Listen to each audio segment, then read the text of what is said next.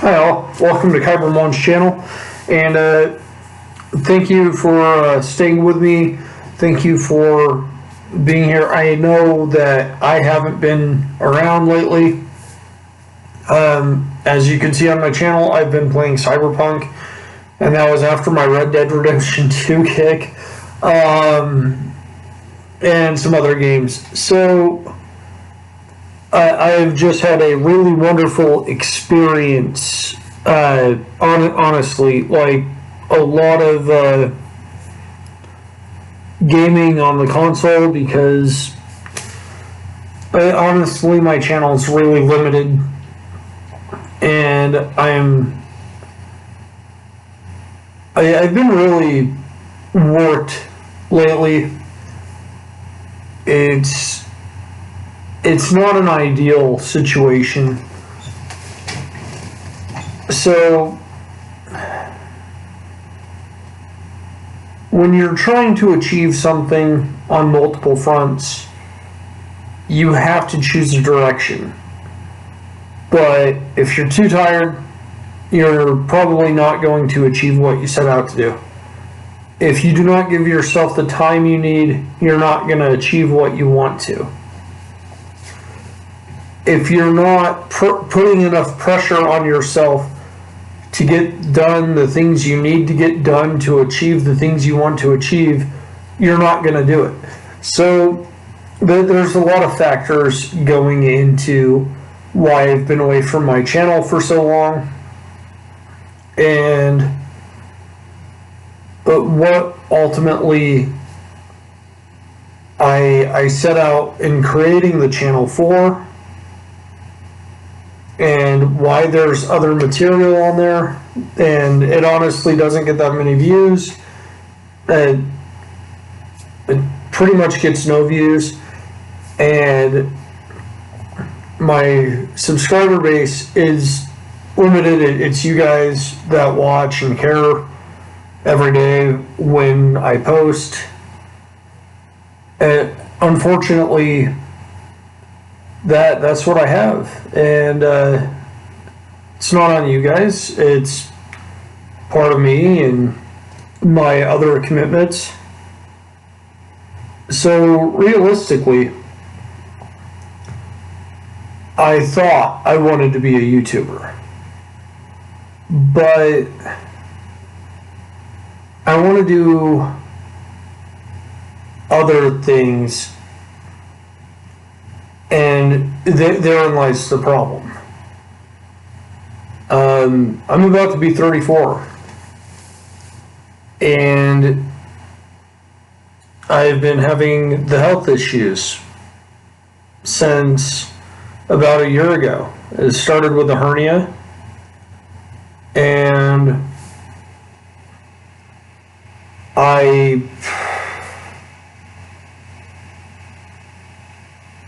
having been in pain for like this entire year,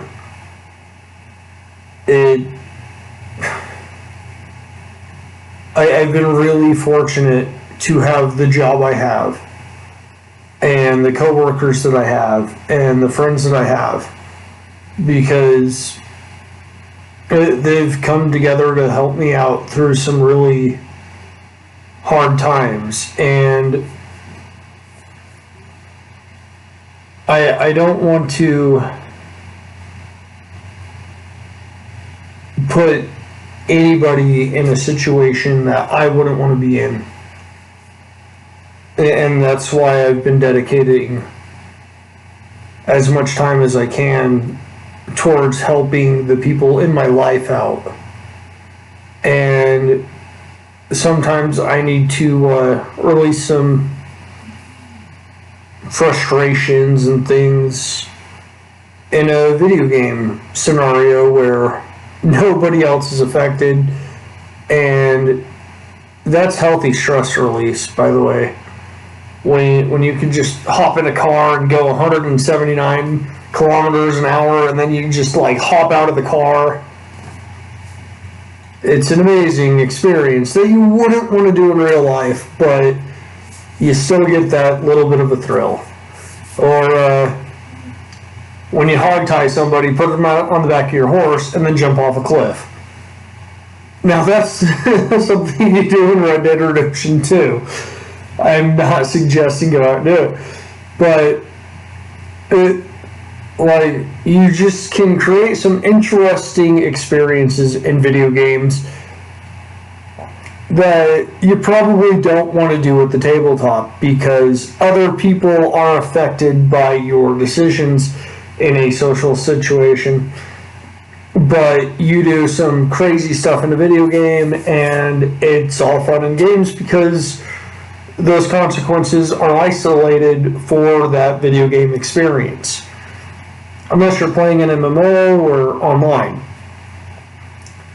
That being said, I've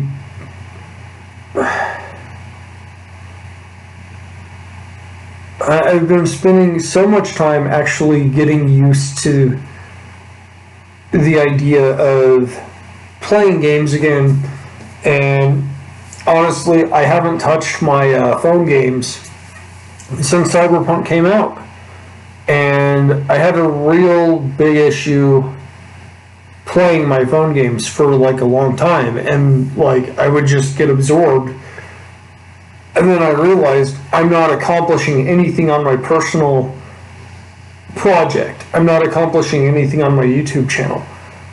I'm not accomplishing anything socially, and right now I'm really burnt out on the isolation outside of work.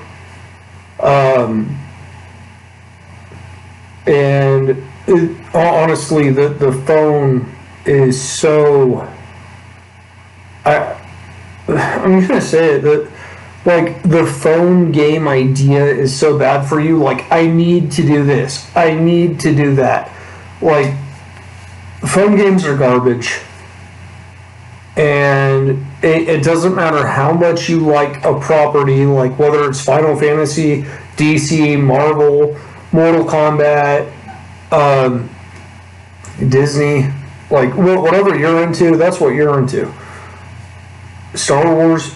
So the mobile game is designed to advertise to you and get in the way, put all these little blocks on there. It's not fun. I'm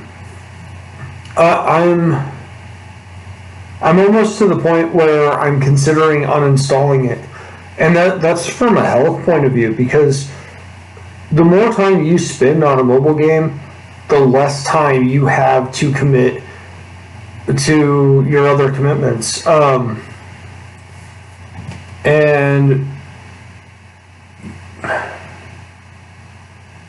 I can't really justify spending 2 hours on a phone game because I need to meet my dailies, when I could be playing Cyberpunk, reloading because there was a crash, reloading because I got killed in some ridiculous way, or some other variant of something.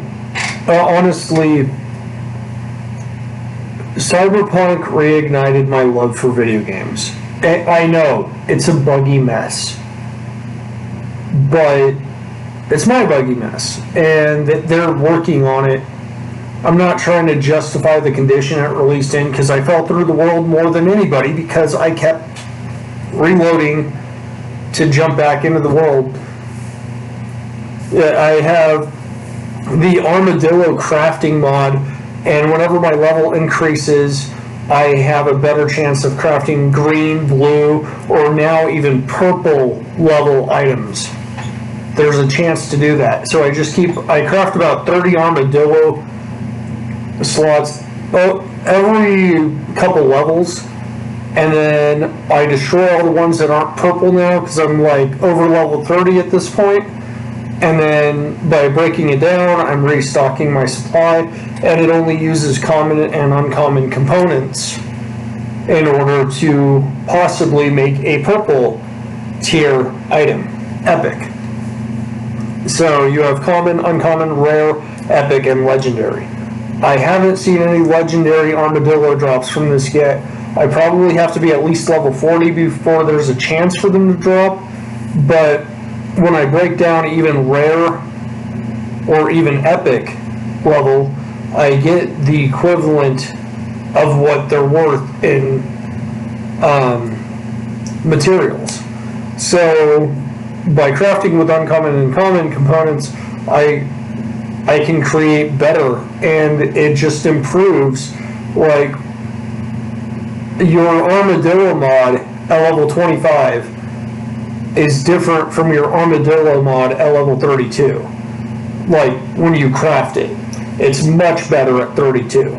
So you can constantly create better equipment, and that idea of customization, when you get there, that generates back into who your character is and what they're doing, is phenomenal, and I love it. It is an absolute joy to be playing this game when it doesn't crash. Like, it is a heartbreaking experience when it does crash. And by the way, if you jump off of a building, even with a second heart cybernetic, you're not going to revive. You will have to reload. It's only when somebody kills you. I just got the V for Vendetta trophy, and that's when you kill somebody that kills you the first time. So basically, when your second heart kicks in and it's on cooldown, when you kill the person that killed you initially, you get that trophy. That's pretty cool. Spoilers, but totally worth it. But there's so many aspects towards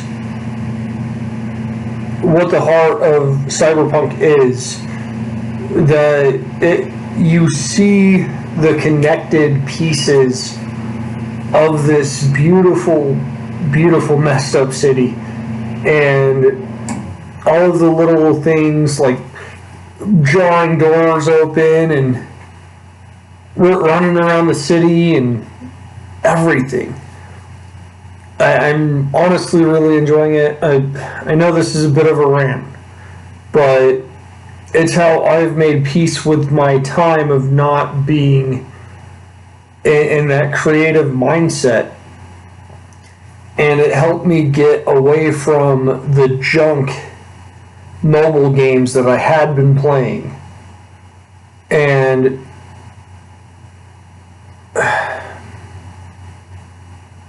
I don't feel bound to those because I have been having fun elsewhere. And when you're having fun, it's a healthy experience. And I feel more relaxed. I just released another video today. And by being able to do that, I've reawakened my desire as a content creator. And it sucks because, you know, I say I'm going to release on this schedule, and it's not that I don't want to, it's just when you're exhausted from work, when you're doing the checkbox thing, like with the mobile games, it's not good. It's draining. Like, and with some additional stress added because of events beyond my control and having to negotiate for the simplest of things with a person that can't possibly care any less about me in my personal life. And most people don't know this individual, but when you have to negotiate with a person that doesn't care about your well-being,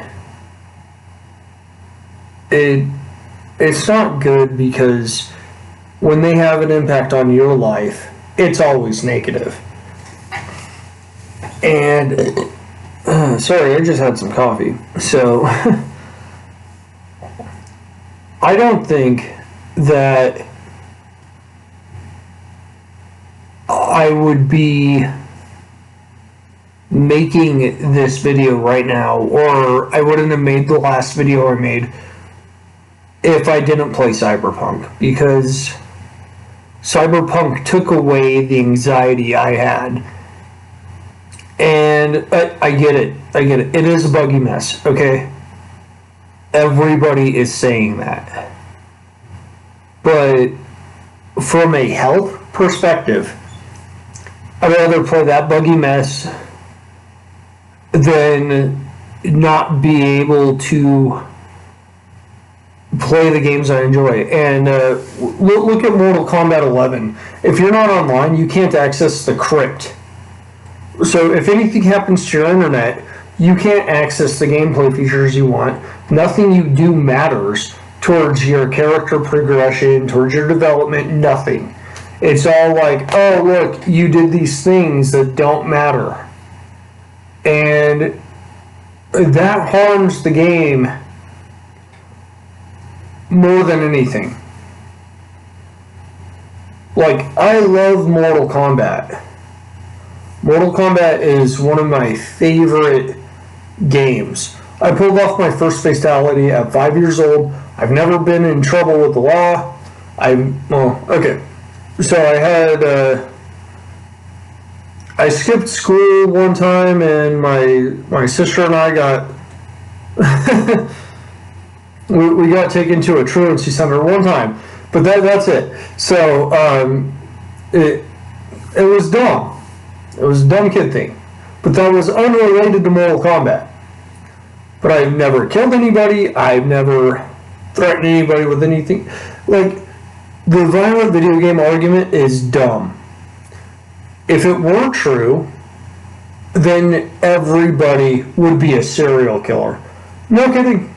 Everybody would be a serial killer. And I don't mean that facetiously. I'm saying that there's plenty of games like Grand Theft Auto, Manhunt, Red Dead Redemption. Oh, all three of those are Rockstar games. The point is, sometimes you need an outlet for things you may or may not feel. And these are perfectly acceptable outlets because that's the point of the experience. An outlet. An outlet for frustration and anger. This is Kylo Ren's helmet. He needed an outlet. He didn't have one, and look at what he did. He starred in a very, very bad trilogy. Objectively speaking, like, the first one had no real connection and felt really thrown together. Like, who is Rey? Who cares? Like, I like the actress. I do. And I like the actor that plays Kylo Ren. He's actually got an interesting story outside of the universe, you know. But after episode 7, I was not connected to the characters. And then what Rian Johnson did with episode 8, I couldn't justify watching that in theaters. Because, what? And then the plot breakage in episode 9, I'm glad I didn't give Disney any more money. Because I had no connection to these characters. And without an outlet, you turn into Kylo Ren. Somebody with absolutely no motivation and absolutely no perspective. It just... There was one really cool part in episode 8 when they were doing their fight, and then Kylo and Rey, and they were like working together, and it was this beautiful, like, it was the only thing out of the 3 movies I cared about. This one fight.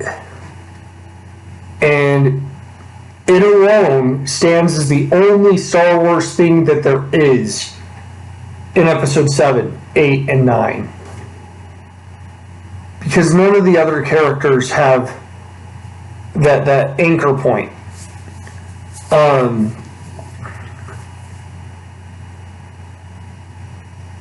Yeah. So, come on. And when that Red Guard gets Praetorian Guard or whatever he is in this new Snoke thing, gets pushed into the fan and he explodes. Beautiful! Wow, that's what I wanted to see Star Wars go towards. Honestly. And then they ruined it with like the rest of the trilogy. Yeah. Whew. That's like good stuff. I could gush about that fight scene for days. Not literally. I just think it's the coolest Star Wars fight scene. And then Rogue One did really well when Vader walks in and he's like owning the place. Like, that's who Vader is supposed to be. You know, and like, it's sad because if you watch Rogue One after episode 3 and then you watch episode 4, you're like, what happened in 20 minutes? It's just ridiculous. And then there's just, I know this is a bit of a crazy rant, but it's like, there's so much going on every day that I needed help pulling away from the mobile games so I could spend more time on my channel, because it's an outlet, and it's a constructive outlet because I can get feedback. And please tell me how much I suck. If you're going to dislike the video, please tell me why. And this video is not meant for everybody. It's meant for people that are interested in my theories, my ideals, and why everybody deserves an outlet. Like, I mean, can you imagine if people didn't have an outlet, or they felt constrained? It would be like working at Disney and they tell you you have to do a thing that empowers women. And it's like, you know what made Princess Leia great? Princess Leia grabbed the blaster. Princess Leia fired the blaster. Princess Leia killed Jar Jar. No, not Jar Jar. Jabba the Hutt. I wish she killed Jar Jar. That would have been awesome. Okay, Princess Leia was her own person. That is what made Princess Leia great in the original 3 movies.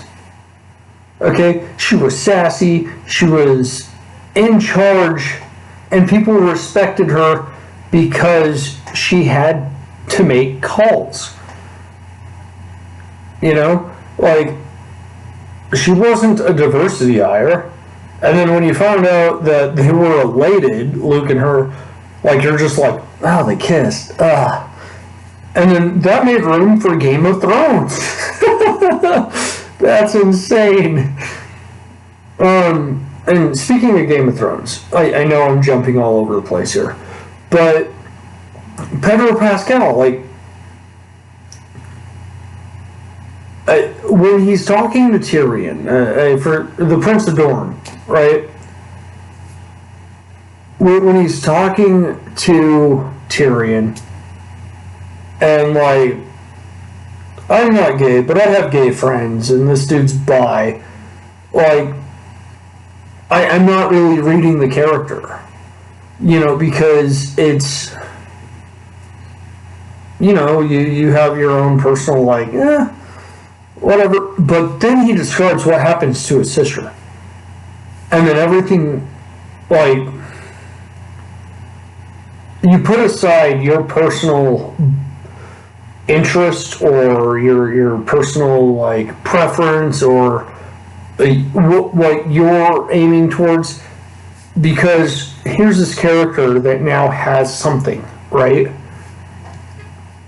And that is what was beautiful about Game of Thrones.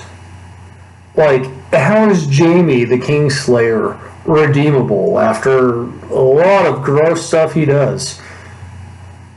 Yeah, and then like you find out these little stories, and then you find out the two guys that created the HBO version of Game of Thrones, A Song of Ice and Fire, are hacks.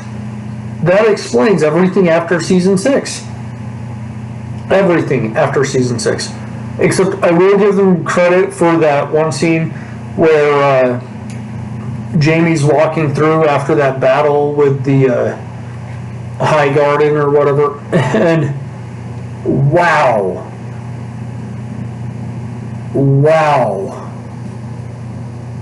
that was a perfect scene. But that was like the one good moment out of season 7 that really added up to what it was supposed to be.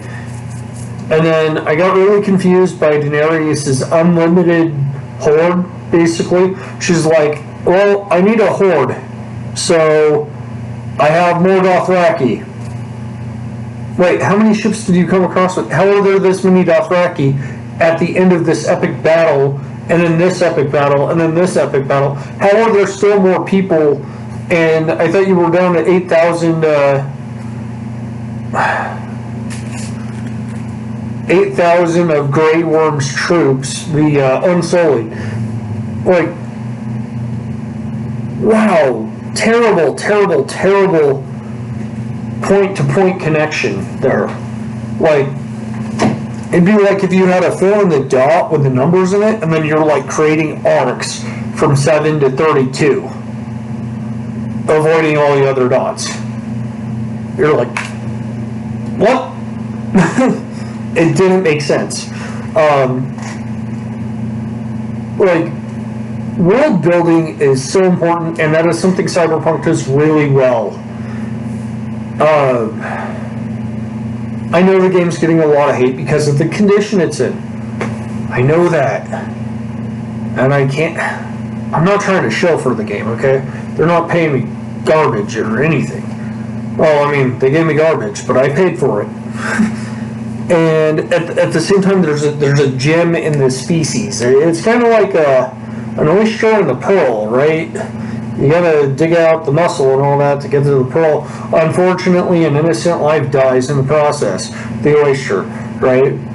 So there's just this beautiful connection towards finding that next new piece of equipment you want, towards finding that next new crafting, towards achieving a side quest that you couldn't before, getting into a new area, finding the duo layer tank top. Sorry, the punk duo layer tank top. I'm playing a girl right now in Cyberpunk, and it's basically a topless piece. But, okay, here's the thing, though. It makes sense according to the lore in the game. And as Mike Bondsmith said, don't tell me what I should be offended by. Okay? It's a mature-rated game. There are aspects of the game that I do not identify with, but that greatly impact the reality of the world. And does that mean I think lesser of it? No. I actually begin to sympathize and reason with the state of the world and its reality. When you are whatever the corporation produces, that is a different type of governing body. And there are consequences of that. And you see them in the world. And once again, this has been another half hour with Kyber1. Like, subscribe, or don't like. Please tell me why. I know this is a bit of a rant, and, well, I'm not sorry, because I was getting off my chest some things, you know? And these are just ideas I have. and they're not a device, they're not anything, just ideas. Thanks, guys. Everyone out.